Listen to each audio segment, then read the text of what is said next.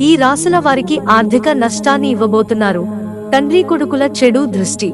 జ్యోతిషశాస్త్రంలో సూర్యుడు గ్రహాలకు రాజుగా పిలుస్తారు. శని గ్రహాన్ని న్యాయనిర్ణేతగా పరిగణిస్తారు.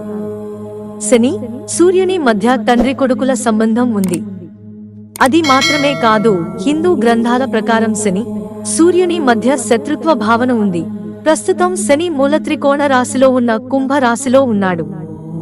ఆగస్టు 16న సూర్యుడు తన సొంత రాశి సింహ రాశిలోకి ప్రవేశించి సెప్టెంబర్ 15 వరకు ఈ రాశిలో ఉంటాడు.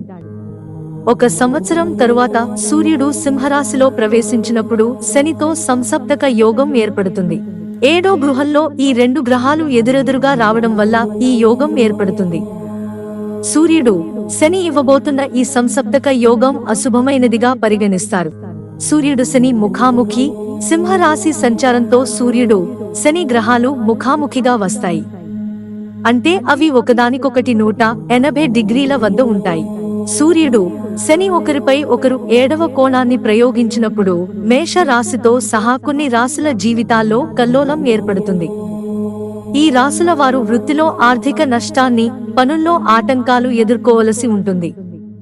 శని, సూర్యుడు కలిసి ఏ రాశుల వారికి ఒత్తిడిని పెంచుతాయో తెలుసుకోండి. మేష రాశి. సూర్యుడు శని గ్రహాల సంసప్తక యోగం మేష రాశి వారికి అశుభ ప్రభావాలను కలిగిస్తుంది. ఈ కాలంలో డబ్బుకు సంబంధించిన విషయాల్లో ఎలాంటి రిస్క్ తీసుకోకండి.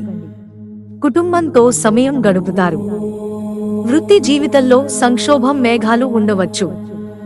వృధా ఖర్చులు ఎక్కువగా ఉంటాయి. ఆచితూచి డబ్బులు ఖర్చు పెట్టండి. సింహరాశి. శని, సూర్యుని క్రూర దృష్టి సింహరాశి వారికి అశుభ ఫలితాలను కలిగిస్తుంది. ఈ కాలంలో మీ సంబంధాలు ప్రభావితం కావచ్చు. కుటుంబంలో ఘర్షణ వాతావరణం నెలకొంటుంది. కార్యాలయంలో వాదనలకు దూరంగా ఉండండి. పనిచేసే చోట జరిగే రాజకీయాలకు దూరంగా ఉండండి. లేదంటే అవి మీ ఉద్యోగం మీద ప్రభావం చూపుతాయి. కెరీర్ పరంగా ఈ సమయం మీకు అనుకూలంగా లేదు. కన్యా రాశి. సూర్యుడు, శని కారణంగా కన్యా రాశి వారికి సమస్యలు పెరుగుతాయి. ఈ కాలంలో మీ జీవితంలో అశాంతి ఉండవచ్చు. సంబంధాలు సంక్లిష్టంగా మారవచ్చు. ఆర్థికంగా నష్టపోయే అవకాశం ఉంది.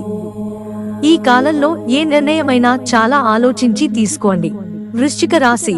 వృశ్చిక రాశి వారికి శని, సూర్యుల సంసప్తక యోగ ప్రభావం వల్ల మానసిక ఒత్తిడి ఉంటుంది.